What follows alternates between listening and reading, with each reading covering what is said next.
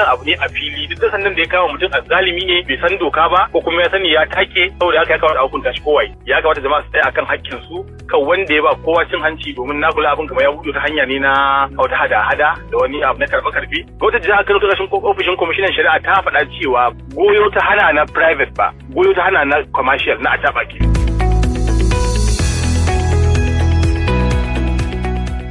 Da farko barista, ga wannan doka da aka ce an ayyana ta haramta goyo kan mashin, duk da zuwa yanzu akwai takaddama musamman da ake yi da al'umma da kuma su jami'an tsaro na tabbacin masu aka haramta dokan masu acaɓa ne ko kuma kowanne mashin waɗanda suke goyon biyu. Wannan abun ba wani takaddama, abu ne a fili a zahiri, kuma ga ƙarin bayani ma an samu daga kotuna sun tabbatar cewa 'yan acaɓa aka hana. Idan mutum ya ɗauki babur ɗinsa na gida private ya ɗauki iyalinsa ko ya ɗauki ɗan uwansa, babu inda a dokar jihar Kano aka ce a kama shi. Wanda aka kama an yi zalunci, an ci zarafinsa, an shiga haƙƙinsa, kuma ina tabbatar da jama'a duk wanda aka yi gaban alkali kan wannan kotu ta bawa shi wanda aka kama jiya kenan. Kuma bai ma kamata a ce sai an kai kotu ba, domin kotunan mu suna da abubuwan yi, wannan ba kesan yi bane ba, abu ne a fili a bawa kotunan mu abubuwa da suke sarƙaƙiya ko abubuwa da suke da wahala wanda za a je a warware. Wannan abu ne a fili, duk da sannan da ya kama mutum azzalimi ne bai san doka ba ko kuma ya sani ya take, saboda haka ya kamata a hukunta shi kowai. Ana ganin kamar wasu idan aka kama su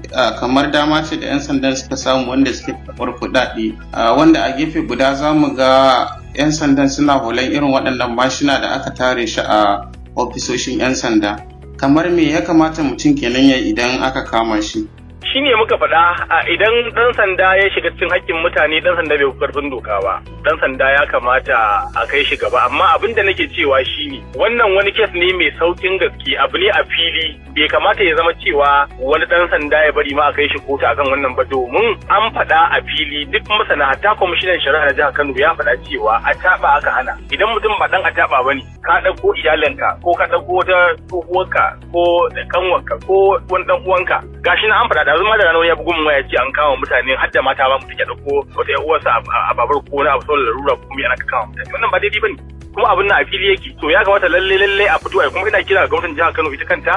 musamman ta hanyar kwamishinan yaɗa labarai da sauran wanda ke da ruwa da tsaki, tunda kwamishinan shari'a yayi nasa,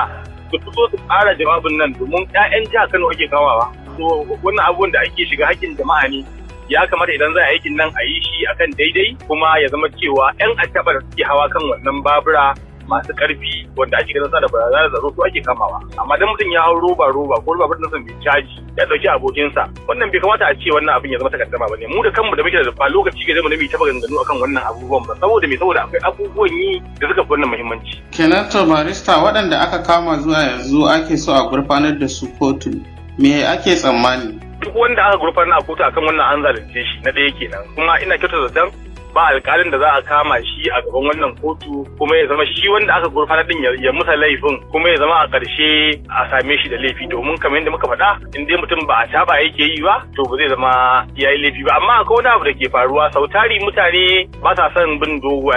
shari'a a kotu da sauran abubuwa, ba sa son bin haƙoƙinsu. Jama'a sun fi idan an kama su ba da cin hanci ko kuma idan an je kotu a ce musu su ce ai sun yi laifin, shi kenan shi kuma alƙalin kace kai laifi maka summary judgment zai yanke maka hukunci a take. To duka wannan abubuwan ba sa taimakawa mutane, ya kamata jama'a su tsaya akan haƙƙin su kan wanda ya ba kowa cin hanci, domin na kula abin kamar ya buɗe ta hanya ne na wata hada-hada da wani abu na karɓe-karɓe. To lallai jama'a su ba kowa, shine babban ma abin da zai biya karya wannan abin, domin idan ana badawa ana kaza to shikenan duk wanda ka ba yau gobe zai ji daɗi, domin kamar wani ciniki ne da wannan mutanen suke akan wannan abu. Barista, kenan zuwa yanzu mutane za su iya ci gaba da goyo akan baburansu musamman waɗanda suke da mashina ba na acaɓa ba? Wannan ba ni zan faɗa ba, amma dai ba laifi bane mutum ya yi goyo, mutum yana so ya goyon sa ba dokar ta hana shi. Kuma wannan mun gaya wa 'yan sandan mun gaya musu, mun nayi maganganu da duka wanda ya kamata cewa dokar nan fa inda ta Kano ce ga abin ta faɗa, an kuma ta su za su dokar ta daban sai su gaya mana, amma mu mun san 'yan sanda ba su hurumin yin doka, ba ma su ce sun yi dokar ba, suna suke akan bayanan da gwamnatin jihar Kano ta.